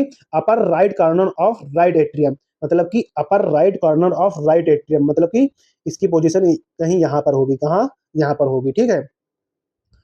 एसए नोड्स की ये पोटेंशियल कितना जनरेट करता है? 70 से 75, मतलब 70 से 75 पोटेंशियल हमारा पर मिनट क्या करता है? पोटेंशियल क्या करता है? रिलीज करता है। ठीक है। अब आते हैं एवी बंडल्स। क्या आएंगे? एवी बंडल्स। तो एवी बंडल्स प्रेजेंट होते हैं वो लोअर साइड प्रेजेंट होते हैं, lower left corner of the right atrium, मतलब कि कहीं यहाँ पर क्या होंगे प्रेजेंट होंगे, कहीं यहाँ पर क्या होंगे प्रेजेंट होंगे एवी नोड्स या फिर एवी बंडल्स नहीं सॉरी एवी नोड्स क्या होंगे प्रेजेंट, एवी नोड्स प्रेजेंट होंगे। अब हम देखेंगे बंडल ऑफ हिस कहाँ प्रेजेंट होते हैं, इंट्रावेंट्रिकुलर सेप्टम। इंट्रावेंट्रिकुलर सेप्टम क्या बताया था, ये है इंट्रावेंट्रिकुलर सेप्टम में क्या प्रेजेंट होते हैं, बंडल ऑफ हिस या फिर इसको कहते हैं बंडल ऑफ पुरकिंजे फाइबर या फिर एवी बंडल्स क्या प्रेजेंट होते हैं, इंट्रावेंट्रिकुलर सेप्टम में प्रेजेंट होते हैं। और पुरकिंजे फाइबर कहाँ प्रेजेंट होते हैं, only and only present in ventricles में क्या होते हैं, प्रेजेंट होते हैं, चाहे वो राइट वेंट्रिकल हो चाहे वो लेफ्ट वेंट्रिकल हो। अब हमारा देखेंगे एक्शन पोटेंशियल। एक्शन पोटेंशियल कैसे जनरेट होता है, मतलब कि क्या उसका पाथवे है। पाथवे उसका यह है कि ऐसे नोड से हमारा 70 से 75 पर मिनट पोटेंशियल हमारा जनरेट होता है, फिर हो जाएगा एवी बंडल्स के पास, और एवी नोड्स के पास जाएगा, फिर एवी नोड से जाएगा एवी बंडल के पास, और एवी बंडल से पुरकिंजे फाइबर्स के पास चला जाएगा। यही हमारा क्या है, कंडक्शन ऑफ हार्ट का कंडक्शन का पाथवे यही है, क्योंकि हमारा एस ए नोड से एवी नोड से एवी बंडल्स, तो एवी बंडल से पुरकिंजे फाइबर कहाँ प्रेजेंट होते हैं, हमारे वेंट्रिकल्स में प्रेजेंट। हाँ, अब हम देखेंगे कार्डियक साइकिल। कार्डियक साइकिल क्या होता है, complete contraction and relaxation of atria and ventricle. इसी को क्या कहते हैं, एट्रिया वेंट्रिकल या फिर कार्डियक मसल्स का क्या होता है, कंप्लीट कॉन्ट्रैक्शन एंड रिलैक्सेशन के टाइम पीरियड को क्या कहते हैं, हम कार्डियक साइकिल कहते हैं। क्या कहते हैं, कार्डियक साइकिल कहते हैं। और कितने टाइम का होता है, 0.8 सेकंड का। कितना होता है ये, 0.8 सेकंड की हमारी कार्डियक साइकिल की टाइमिंग होती है। कितनी होती है, 0.8 सेकंड की होती है। चलिए अब हम देखते हैं, ये हमारा मान लीजिए कार्डियक साइकिल, ये कंप्लीट साइकिल बनी हुई है, ठीक है। अब इसमें जो 0.1 सेकंड दिया गया है, मान लीजिए ए पॉइंट पे क्या हुआ, हमारा एक्शन पोटेंशियल क्या होगा, जनरेट होगा। कहाँ से, ऐसे नोड से हमारा एक्शन पोटेंशियल जनरेट होगा। क्या होगा, एक्शन पोटेंशियल, ए हमारा जो पॉइंट दिया गया है वहां से एक्शन पोटेंशियल क्या होगा, एक्शन पोटेंशियल जनरेट होगा। कहाँ से, ऐसे नोड से। और कितना जनरेट होता है, ये जनरेट होगा 70%। इससे क्या होगा, जनरेट होने के बाद 70% वेंट्रिकल क्या होंगे, फिल हो जाएंगे। कितने फिल हो जाएंगे, 70% या 2/3 part of the heart ventricles क्या हो जाएगा, फिल हो जाएगा बाय ब्लड। कैसे होगा, पैसिवली क्या हो जाएगा, फिल्ड हो जाएगा। कहाँ पर, पॉइंट ए पर। अब पॉइंट ए पर ये कंडीशन है, यहाँ पर कंडीशन क्या है, अगर पॉइंट ए पर देखें तो हमारे क्या है, जो ट्राइकस्पिड वाल्व है वो ओपन है, ट्राइकस्पिड वाल्व ओपन है, 70% हमारा वेंट्रिकल क्या हो गए, पैसिवली फिल हो गए हैं ए पॉइंट पर। अब हम आते हैं 0.1 सेकंड के बाद बी पॉइंट पर, तो ए और बी के बीच में क्या होगा, 0.1 सेकंड के लिए हमारा क्या होगा, एट्रिया क्या करेगा, कॉन्ट्रैक्ट करेगा। क्या करेगा, एट्रिया सिस्टोल करेगा, और वेंट्रिकल क्या करेंगे, डायस्टोल करेंगे। वेंट्रिकल डायस्टोल मतलब रिलैक्स करेंगे, और एट्रिया कॉन्ट्रैक्ट करेगा। और जैसे ही एट्रिया कॉन्ट्रैक्ट किया, और कॉन्ट्रैक्ट होकर के क्या होगा, ट्राइकस्पिड वाल्व जो होंगे, ये हमारा जो वेंट्रिकल होगा वो पूरा फिल हो जाएगा, और पूरा फिल होने के बाद ट्राइकस्पिड वाल्व क्या हो जाएंगी, क्लोज हो जाएंगी। और जैसे ही ट्राइकस्पिड वाल्व क्या होगी, क्लोज होंगी, तो हमारा साउंड जो प्रोड्यूस, फर्स्ट हार्ट साउंड हमारा प्रोड्यूस हो जाएगा। तो इसलिए पॉइंट जो बी है वहां पर क्या आता है, फर्स्ट हार्ट साउंड आता है। और अकर्स ड्यू टू कैसे होता है, closing of AV valves, closing of AV valves. AV valves के क्लोज होने के बाद, एवी वाल्व मतलब ट्राइकस्पिड या फिर बाइकस्पिड वाल्व के क्लोज होने के बाद हमारा क्या होगा, फर्स्ट हार्ट साउंड रिलीज होगा। कहां पर, बी पॉइंट से। वो कौन सा साउंड होगा, लब साउंड होगा। कौन सा होगा, लब होगा। उस समय क्या कर रहे होंगे, वेंट्रिकल क्या कर रहे होंगे, सिस्टोल। फिर वहां से क्या होंगे, वेंट्रिकल बी पॉइंट के बाद। अब एक पॉइंट के बाद क्या होगा, एट्रिया से स्टोल करेगा 0.1 सेकंड के लिए, और वेंट्रिकल क्या करेगा, रिलैक्स करेगा। अब क्या होगा, पॉइंट बी के बाद ये लिखा है ventricle systole start. B point से क्या होगा, वेंट्रिकल क्या होगा, स्टार्ट हो जाएगा। क्या हो जाएगा, वेंट्रिकल क्या हो जाएंगे, स्टार्ट हो जाएंगे। कॉन्ट्रैक्शन क्या हो जाएगा, स्टार्ट हो जाएगा। और कितने समय तक कॉन्ट्रैक्ट करेंगे, कितने समय तक वेंट्रिकल कॉन्ट्रैक्ट करेंगे, ये कॉन्ट्रैक्ट करेंगे 0.3 सेकंड के लिए कॉन्ट्रैक्ट करेंगे। अब 0.3 सेकंड के लिए कॉन्ट्रैक्ट करेंगे क्या, हमारे वेंट्रिकल सिस्टोल। तो हमारा जो ब्लड होगा फ्लो करेगा ऐसे नोड से, किससे, ऐसे नोड, ऐसे ऐसे नहीं, सेमीनुलर वाल्व से, हाँ सॉरी, सेमीनुलर वाल्व से क्या होगा, हमारा ब्लड क्या करेगा, फ्लो हो जाएगा। और किस में फ्लो होगा, एओर्टा में जाएगा, और कहाँ जाएगा, पल्मोनरी आर्टरी में जाएगा। कहाँ जाएगा, पल्मोनरी आर्टरी में जाएगा। ये कितनी देर के लिए होगा, 0.3 सेकंड के लिए हमारी कंडीशन होगी, ठीक है। अब फिर आएंगे हम पॉइंट सी पर। अब पॉइंट सी देख रहे हैं, पॉइंट सी में क्या होगा, पॉइंट सी में हमारा जो होगा सेकेंड हार्ट साउंड रिलीज होगा। कौन सा होगा, सेकेंड हार्ट साउंड, क्योंकि सेमी न्यूनर वाल्व जो ऐसे सेमी न्यूनर वाल्व होंगे वो क्या हो जाएंगी, हमारी क्लोज हो जाएंगी, क्योंकि हमारा कॉन्ट्रैक्शन क्या होगा, उसका वेंट्रिकल्स का क्या हो जाएगा, कॉन्ट्रैक्शन हो जाएगा, जिससे क्या हो जाएगा, हमारी बैक फ्लो को रोकने के लिए हमारी सी पॉइंट पर क्या हो जाएगा, सेमी न्यूनर वाल्व क्लोज हो जाएंगे, क्या हो जाएंगी, क्लोज हो जाएंगी। और क्लोज होने पर सेमी न्यूनर वाल्व या फिर सेमी न्यूनर वाल्व जब क्लोज होंगी तो सेकंड हार्ट साउंड निकलेगा। जो सेकंड हार्ट साउंड होता है वो डब साउंड होता है। फिर क्या होगा, वेंट्रिकल डायस्टोल स्टार्ट हो जाएगा। उधर क्या कर रहे थे, एट्रिया डायस्टोल कर रहे थे, रिलैक्स कर रहे थे, अब क्या करने लगेंगे, वेंट्रिकल डायस्टोल करने लगेंगे, स्टार्ट हो जाएंगे। अब यहाँ से क्या कर रहे हैं, यहाँ पर देखो एट्रिया सिस्टोल कर रहा है, क्या कर रहा है, एट्रिया का कर रहा है, डायस्टोल कर रहा है, रिलैक्स कर रहा है। और यहाँ पर क्या कर रहा है, वेंट्रिकल सिस्टोल कर रहे हैं, वेंट्रिकल का क्या हो रहा है, कॉन्ट्रैक्शन हो रहा है। अब फिर आएंगे ज्वाइंट डायस्टोल, क्या आएंगे, ज्वाइंट डायस्टोल। ज्वाइंट डायस्टोल में क्या होता है, एट्रिया एंड वेंट्रिकल, जो एट्रिया होगा वो वेंट्रिकल होंगे, और दोनों क्या करेंगे, रिलैक्स करेंगे, दोनों का क्या होगा, डायस्टोल होगा। कितने समय के लिए होगा, 0.4 सेकंड के लिए क्या होगा, रिलैक्सेशन डायस्टोल होगा। तो ये टोटल साइकिल कितने समय की हो जाएगी, टोटल साइकिल हो जाएगी 0.8 सेकंड की। कितने सेकंड की, 0.8 सेकंड की हमारी हो जाएगी, ठीक है।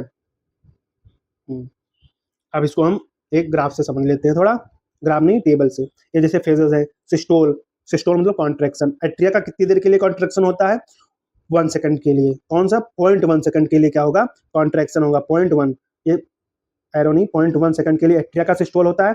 वेंट्रिकल का कितनी देर के लिए सिस्टोल होगा, 0.3 सेकंड के लिए क्या होगा, वेंट्रिकल का सिस्टोल होगा। तो एट्रिया डायस्टोल मतलब कि रिलैक्स कितनी देर करेगा, 0.7 सेकंड। वेंट्रिकल कितनी देर रिलैक्स करेंगे, 0.5 सेकंड के लिए क्या करेंगे, वेंट्रिकल रिलैक्स करेंगे। अब duration of single cardiac cycle कितनी हो जाएगी, 0.8 सेकंड हो जाएगी, और जिसको क्या कहेंगे, सिंगल हार्ट बीट कहेंगे। क्या कहेंगे, single heart beat. Single cardiac cycle को क्या कहेंगे, सिंगल हार्ट बीट कहते हैं। कार्डियक साइकिल कितनी टाइम पर मिनट में, कितनी टाइम्स होती है, 72 टाइम्स पर मिनट होती है। धक धक धक धक की जो आवाज आती है और 72 टाइम्स होती है, 72 टाइम्स पर मिनट में हार्ट जो होता है बीट करता है। अब स्ट्रोक वॉल्यूम क्या होती है, जब ईच वेंट्रिकल पंप करता है, pump out of blood in each ventricle, each ventricle क्या कर रहा है, पंप कर रहा है आउट ऑफ वॉल्यूम। एक हार्ट बीट में, एक हार्ट बीट में जितना हमारा वेंट्रिकल है, जितना हमारा क्या है, वेंट्रिकल है, वो क्या कर रहा है, ब्लड को पंप कर रहा है, उसी को क्या कहते हैं, स्ट्रोक वॉल्यूम कहते हैं। क्या कहते हैं, स्ट्रोक वॉल्यूम कहते हैं। इसकी अप्रॉक्सीमेशन वैल्यू कितनी होती है, 70 ml होती है। कितनी होती है, 70 ml होती है। कितनी होगी, 70 ml होती है। कितनी होगी, 70 ml होगी हमारी, ठीक है। अब हम देखेंगे कार्डियक आउटपुट क्या होता है। तो ईच वेंट्रिकल, कार्डियक आउटपुट किसे कहते हैं, ईच वेंट्रिकल पंप्स आउट पर मिनट वॉल्यूम ऑफ ब्लड। एक मिनट में ईच वेंट्रिकल जितना हमारा ब्लड है, जितना हमारा ब्लड है उसको पंप कर देगा, वही हमारा क्या हो जाएगा, कार्डियक आउटपुट हो जाएगा। क्या हो जाएगा, कार्डियक आउटपुट हो जाएगा। तो कार्डियक आउटपुट से कहे, चलो हम उसका फार्मूला देख रहे हैं। फार्मूला है जैसे कि cardiac output equal to stroke volume और into heart beat. Heart beat, तो हार्ट बीट, स्ट्रोक वॉल्यूम कितना है, 70 ml, और हार्ट रेट कितना है, एक मिनट में 72 टाइम्स क्या कर रहा है, बीट कर रहा है हार्ट। तो इसको अगर हम मल्टीप्लाई कर देंगे तो जो अप्रॉक्सीमेशन वैल्यू आएगी 5000 ml आएगी। क्या आएगी, 5000 ml आ जाएगी। अर्थात इसको क्या कहेंगे, 5 लीटर के इक्वल। क्या कहेंगे, 5 लीटर के इक्वल होता है। एक हमारी मिनट में इतना जो हार्ट होता है, एक मिनट में 5 लीटर ब्लड क्या कर देता है, क्या कर देता है, पंप कर देता है, ठीक है। अब हम जाए इलेक्ट्रोकार्डियोग्राफ क्या होता है। इलेक्ट्रोकार्डियोग्राफ जो होती है हमारी एक डिवाइस होती है, और जो इलेक्ट्रोग्राम होता है, इलेक्ट्रोकार्डियोग्राम होता है, वो ग्राफ पेपर होता है जो कंप्यूटर में जो हमें दिखाई देता है, हार्ट बीट्स ऐसा दिखाई देता है, वो हमारी क्या होती है, वो हमारी हार्ट क्या होती है, इलेक्ट्रोकार्डियोग्राम होता है। क्या होता है, ग्राफ पेपर जो कंप्यूटर में दिखाई देता है ऐसा स्ट्रक्चर, उसको क्या कहते हैं, इलेक्ट्रोकार्डियोग्राम कहते हैं। और जो हमारा डिवाइस होती है जो जिस कंप्यूटर में दिखाई देते हैं, वो डिवाइस जो होती है पूरी, उसको कहते हैं इलेक्ट्रोकार्डियोग्राफ कहते हैं, ठीक है।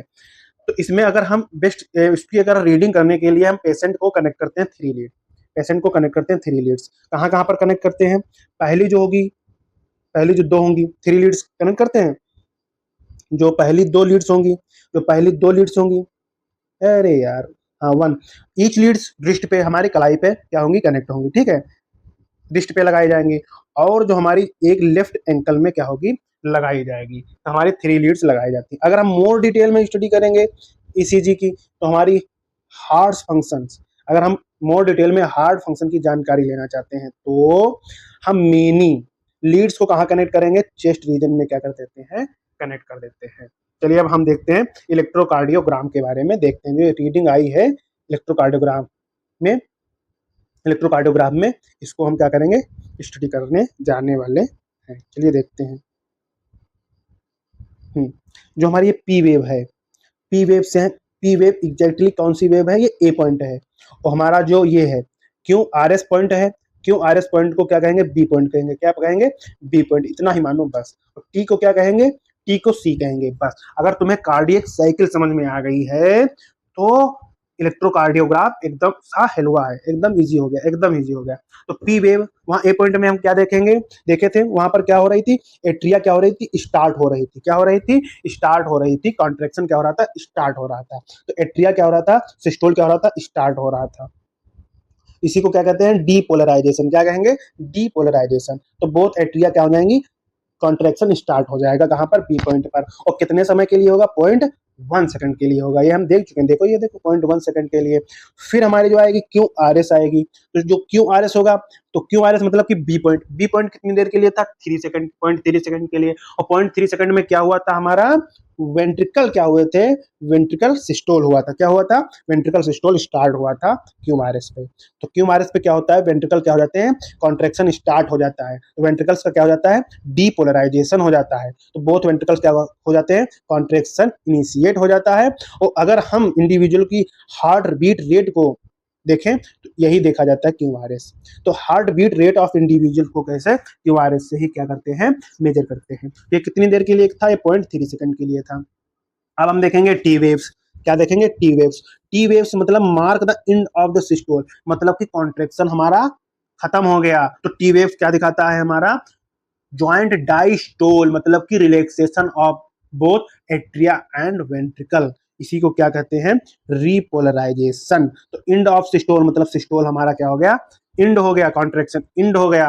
अब क्या आएगा, ज्वाइंट डाइस्टोल आएगा। ज्वाइंट डाइस्टोल माने कि रिलैक्सेशन, रिलैक्सेशन माने कि repolarisation of the atria and ventricle. तो ये किसमें हेल्प करता है, इलेक्ट्रोकार्डियोग्राफ, ये हमारे ग्रेट क्लिनिकल सिग्निफिकेंस में क्या करता है, हेल्प करता है। अब हम देखेंगे डबल सर्कुलेशन। क्या देखेंगे, double circulation. Double circulation, blood flow through blood vessels. कितनी बार, 2 बार। कितनी बार, 2 बार। एक बार नीचे, एक बार ऊपर। तो इसी को क्या कहते हैं, डबल सर्कुलेशन। क्या कहेंगे, डबल सर्कुलेशन। मतलब कि ब्लड के पास 2 बार ब्लड आ रहा है, सॉरी हार्ट के पास 2 बार ब्लड आ रहा है। एक लंग्स से आ रहा है, एक टिश्यू से आया, फिर बॉडी पार्ट से आ रहा है। तो इसी को क्या कहते हैं, ब्लड सर्कुलेशन। क्या कहेंगे, ब्लड डबल सर्कुलेशन। क्या कहेंगे, डबल सर्कुलेशन। तो इसमें क्या क्या इन्वॉल्व होंगी, आर्टरीज होंगी, वीन्स होंगी, आर्टरीज होंगी, वीन्स होंगी, ठीक है। और क्या होंगे, कैपिलरीज और नेटवर्क होंगे। चलिए देखते हैं। आर्टरीज और वीन्स जो होती हैं, इसमें बोथ है 3 लेयर। तीनों में कितनी, हाँ दोनों में 3-3 लेयर प्रेजेंट होती हैं। ये 3 लेयर अभी हम देखेंगे, ठीक है, परेशान मत हो। जो आर्टरीज और वीन्स होती हैं, इसमें बोथ है 3 लेयर्स प्रेजेंट होती हैं। अब देखते हैं आर्टरीज। आर्टरीज क्या होती हैं, all arteries originate from, all arteries originate from heart. Heart से क्या होती हैं, ओरिजिनेट होती हैं, और open in capillaries. Open in capillaries में क्या हो जाती हैं, ओपन हो जाती हैं। कहाँ ओपन हो जाती हैं, कैपिलरीज में, ठीक है। और वेन्स क्या होती हैं, all veins originate from capillaries. तो वेन्स क्या होती हैं, ऑल वेन्स, जो ऑल वेन्स होती हैं ओरिजिनेट कहाँ से होती हैं, कैपिलरीज से ओरिजिनेट होती हैं। और इंड कहाँ या फिर ओपन कहाँ होती हैं, हार्ट में क्या हो जाती हैं, ओपन हो जाती हैं। और कैपिलरी ऑफ नेटवर्क को क्या कहते हैं, किसे कहते हैं, capillary of network, combination of arterioles and venules. Arteries और वेन्स का क्या हो जाता है, कॉम्बिनेशन हो जाता है, एक जालनुमा हो जाता है। जैसे कि ये क्या है, हमारी कैपिलरीज हैं, पतली पतली, ठीक है। Are form network of capillaries का फॉर्मेशन करते हैं। अब देखेंगे 3 लेयर्स कौन कौन सी होती हैं आर्टरीज एंड वेन्स में। पहली है ट्यूनिका इंटीमा। तो जो क्या होती है, इनर लेयर होती है। और फॉर्म किससे होती है, स्क्वाइमस इंडोथेलियम टिश्यू से क्या होती है, ट्यूनिका इंटीमा फॉर्म होती है। सेकंड लेयर है ट्यूनिका मीडिया। ये कौन सी, मिडिल लेयर है। ये कौन से टिश्यू प्रेजेंट होते हैं, smooth muscles and elastic fibre क्या होते हैं, ट्यूनिका मीडिया में प्रेजेंट होते हैं। ये कैसी होती है, ये वीन्स में कैसी होती है, थिन होती है, ठीक है। वीन्स में कैसी होती है, थिन मतलब कि पतली होती है। और आर्टरीज में कैसी होती है, मोटी होती है। कौन क्या मोटी होती है, टूनिका मीडिया मोटी होती है। अब देखेंगे टूनिका स्टर्ना, और टूनिका स्टर्ना जो होती है एक्सटर्नल लेयर होती है, और ये क्या किससे फॉर्म होती है, fibrous connective tissue with collagen fibre से क्या होती है, फॉर्म होती है। इसमें फाइबरस कनेक्टिव टिश्यू है विथ कोलेजन फाइबर, और इसमें क्या है, स्मूथ मसल इलास्टिक फाइबर। ये किससे, स्क्वायमस इंडोथेलियम से। अब पल्मोनरी सर्कुलेशन किसे कहेंगे, सर्कुलेशन टू टाइप्स का होगा, पल्मोनरी सर्कुलेशन, पल्मोनरी मतलब कि लंग्स वाला सर्कुलेशन, पल्मोनरी मतलब लंग्स, और सिस्टमैटिक मतलब कि जो बॉडी में सर्कुलेशन हो रहा है। तो ये जो है हमारा पल्मोनरी सर्कुलेशन है। ये कौन सा है हमारा, सिस्टमैटिक या फिर सिस्टमैटिक सर्कुलेशन है। कौन सा सर्कुलेशन है, सिस्टमैटिक सर्कुलेशन है। अब देखेंगे पल्मोनरी सर्कुलेशन का पाथवे। तो इसमें डीऑक्सीजनेटेड ब्लड क्या होता है, पंप होता है किससे, हार्ट से। हार्ट से डीऑक्सीजनेटेड ब्लड कहां से पंप होगा, हमारा राइट वेंट्रिकल से। किससे, हमारा राइट वेंट्रिकल से क्या होगा, हमारा डीऑक्सीजनेटेड ब्लड किसमें मूव करेगा, पल्मोनरी आर्टरी में। पल्मोनरी आर्टरी एक ऐसी आर्टरी है जिसमें डीऑक्सीजनेटेड क्या होता है, ब्लड होता है। और जितनी भी आर्टरी हमारे बॉडी में प्रेजेंट होती हैं, सब में क्या प्रेजेंट होता है, ऑक्सीजनेटेड ब्लड आर्टरीज में प्रेजेंट होता है, एक्सेप्ट पल्मोनरी आर्टरीज में। तो पल्मोनरी आर्टरी क्या होती है, डीऑक्सीजनेटेड ब्लड कहां से मिलता है, राइट वेंट्रिकल से मिलता है। फिर राइट वेंट्रिकल से पल्मोनरी आर्टरी में, फिर पल्मोनरी आर्टरी से हमारा लंग्स में जाता है डीऑक्सीजनेटेड ब्लड। और डीऑक्सीजनेटेड ब्लड जो होगा वो लंग्स से किस में आ जाएगा, ब्लड में, ऑक्सीजनेटेड ब्लड में कन्वर्ट हो जाएगा, ठीक है। और ऑक्सीजनेटेड जो ब्लड होगा फिर पल्मोनरी वीन्स में आ जाएगा, और पल्मोनरी वीन्स में किस में आ जाएगा, लेफ्ट एट्रियम में आ जाएगा। तो इसका जो पाथवे हम देखेंगे, यहाँ से स्टार्ट हुआ, यहाँ से गया हमारा पल्मोनरी आर्टरी हो गई, और पल्मोनरी आर्टरी से हमारा कहाँ गया, ये देखिए पल्मोनरी आर्टरी में कौन सा, डीऑक्सीजनेटेड ब्लड। यहाँ लंग्स में क्या होगा, डीऑक्सीजनेटेड ब्लड जो होगा वो ऑक्सीजनेटेड ब्लड में कन्वर्ट हो जाएगा, और पल्मोनरी वीन्स में, पल्मोनरी वीन्स के थ्रू हमारा किसमें आ जाएगा, किसमें आ जाएगा, लेफ्ट वेंट्रिकल में, लेफ्ट एट्रिया में हमारा आ जाएगा ब्लड, ठीक है। तो ये क्या हो जाएगा हमारा, पल्मोनरी वीन्स से हमारा लेफ्ट लेफ्ट किसमें, लेफ्ट एट्रिया में हमारा ऑक्सीजनेटेड ब्लड आ जाएगा, ठीक है। तो ये जो सर्कुलेशन हमारा इतना हो गया, इसको क्या कहेंगे, इसको कहेंगे हमारा पल्मोनरी सर्कुलेशन। क्या कहेंगे, पल्मोनरी सर्कुलेशन कहेंगे, ठीक है। सिस्टमैटिक सर्कुलेशन क्या होता है, सिस्टमैटिक सर्कुलेशन कहाँ से स्टार्ट होगा, ऑक्सीजनेटेड ब्लड। ये कहाँ से स्टार्ट होता है, ये स्टार्ट होता है हमारा, ये स्टार्ट होगा हमारा लेफ्ट वेंट्रिकल से। कहाँ से स्टार्ट होगा, लेफ्ट वेंट्रिकल से स्टार्ट होगा। कहाँ से, लेफ्ट वेंट्रिकल से क्या होगा, स्टार्ट होगा। और लेफ्ट वेंट्रिकल से हमारा कहाँ जाएगा, आयोर्टा में। कहाँ जाएगा, आयोर्टा में। लेफ्ट वेंट्रिकल में ऑक्सीजनेटेड ब्लड होता है, फिर जाएगा आयोर्टा में। आयोर्टा में नेटवर्क ऑफ आर्टरीज प्रेजेंट होंगी, आर्टीरियोल्स होंगी और कैपिलरीज होंगी। फिर उससे फ्लो करके हमारा जाएगा टिश्यू में। टिश्यू में ऑक्सीजनेटेड ब्लड जो होगा और डीऑक्सीजनेटेड ब्लड में कन्वर्ट होकर के फिर जाएगा सिस्टमैटिक वेन्स में। सिस्टमैटिक वेन्स या फिर सिस्टमैटिक वेना कवा, वेन्यूल्स या फिर वेना कवा। तो सिस्टमैटिक वेना कवा के थ्रू फिर हमारा कहाँ जाएगा, राइट एट्रियम में आ जाएगा हमारा ब्लड। इसी को क्या कहेंगे, इस सर्कुलेशन को क्या कहेंगे, इसको कहेंगे सिस्टमैटिक सर्कुलेशन कहेंगे। और एक बात याद रखना, तो पल्मोनरी वीन्स होती हैं, पल्मोनरी वीन्स एक ऐसी वीन्स हैं जिसमें हमारा ऑक्सीजनेटेड ब्लड होता है। कैसा होता है, ऑक्सीजनेटेड ब्लड होता है। पल्मोनरी वीन्स ऐसी वीन्स हैं जिसमें ऑक्सीजनेटेड ब्लड होता है। और जितनी भी वीन्स हैं, और जितनी भी वीन्स हैं, और जितनी भी वीन्स हैं उसमें डीऑक्सीजनेटेड ब्लड होता है। क्या होता है, डीऑक्सीजनेटेड ब्लड होता है। अब इसमें और देख लेते हैं, जो प्रोवाइड न्यूट्रिएंट्स होते हैं ऑक्सीजन जैसे कि and other essential substance to the tissue, ठीक है, and take CO2 and other harmful substance क्या कर देते हैं, इलिमिनेट कर देते हैं। तो जो प्रोवाइड होते हैं टिश्यू को क्या कर देते हैं, प्रोवाइड कर देते हैं, जैसे कि ऑक्सीजन प्रोवाइड कर देते हैं, और इसेंशियल सब्सटेंस क्या कर देते हैं, हम टिश्यू को दे देते हैं, प्रोवाइड कर देते हैं ब्लड के थ्रू। फिर ब्लड के थ्रू ऑक्सीजनेटेड ब्लड क्या कर देते हैं, ऑक्सीजन और इसेंशियल सब्सटेंस क्या कर देते हैं, प्रोवाइड कर देते हैं। और फिर वहां से हम टिश्यू से क्या ले लेते हैं, कार्बन डाइऑक्साइड ले लेते हैं, और हार्मफुल सब्सटेंस क्या कर देते हैं, ले करके उसको क्या कर देते हैं, इलिमिनेट कर देते हैं। ये हमारा हो गया डबल सर्कुलेशन कंप्लीट। अब हम देखेंगे पोर्टल सिस्टम। पोर्टल सिस्टम कहाँ प्रेजेंट होता है, जो पोर्टल सिस्टम होता है यूनिक वस्कुलर कनेक्शन होता है। क्या होता है, यूनिक वस्कुलर कनेक्शन होता है किसके किसके बीच में, लीवर डाइजेस्टिव ट्रैक। तो लीवर और डाइजेस्टिव ट्रैक के जो बीच में यूनिक कनेक्शन होता है उसी को क्या कहते हैं, हिपैटिक पोर्टल सिस्टम कहते हैं। ये रेगुलेशन ऑफ कार्डियक एक्टिविटी, जो रेगुलेटिंग सेंटर है कार्डियक एक्टिविटी वो है मेडुला ऑब्लंगेटा। जो मेडुला ऑब्लंगेटा है वो सेंट्रल नर्वस सिस्टम का पार्ट ही है। क्या है, सेंट्रल नर्वस सिस्टम का पार्ट है। सेंट्रल नर्वस सिस्टम सिग्नल भेजेगा हमारा पेरिफेरल नर्वस सिस्टम, और पेरिफेरल नर्वस से आएगा हमारा autonomic nervous system. Autonomic nervous system जो है दो पार्ट में डिवाइड है, पैरासिम्पैथेटिक और सिम्पैथेटिक। जो पैरासिम्पैथेटिक है रेस्टिंग मतलब कि नॉर्मल कंडीशन पर वर्क करता है, और सिम्पैथेटिक मतलब कि इमरजेंसी कंडीशन पर क्या करता है, वर्क करता है। तो पैरासिम्पैथेटिक सिस्टम में क्या होता है, हार्ट रेट क्या हो जाता है, डिक्रीज हो जाता है, और स्पीड ऑफ जो कंडक्शन होगी हार्ट की वो भी क्या हो जाएगी, डिक्रीज हो जाएगी।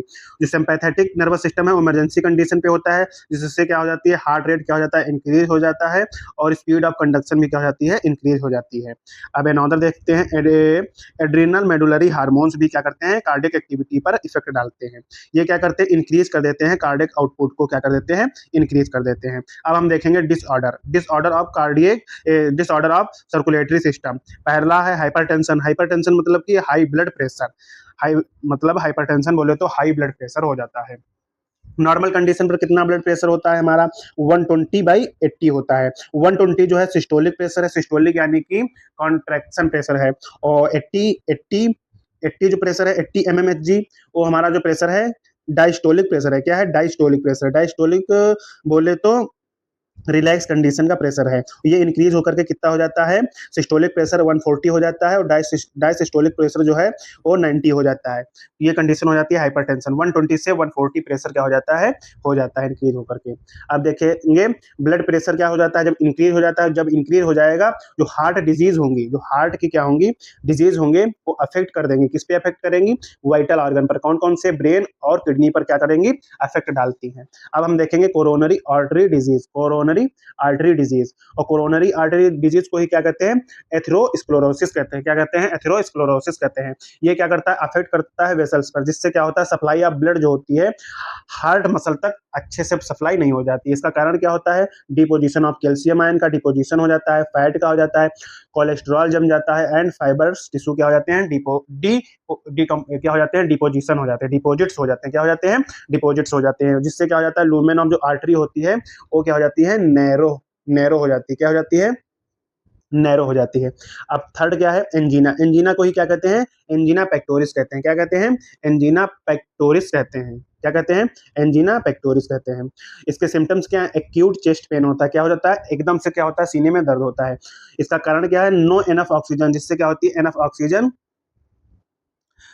ऑक्सीजन हमारे हार्ट तक नहीं पहुंचती है, जिससे क्या हो जाता है, एक्यूट चेस्ट पेन हो जाता है। अकर्स इन मैन में होता है और वुमेन्स में होता है। एनी एज, किसी भी एज के वुमेन्स या मेन में दिखता है आमतौर पर, लेकिन जो कॉमनली होता है, कॉमनली तौर पर वो एल्डरली या फिर मिडिल एज लोगों के ज्यादा होता है। अब हम देख रहे हैं हार्ट फेलियर।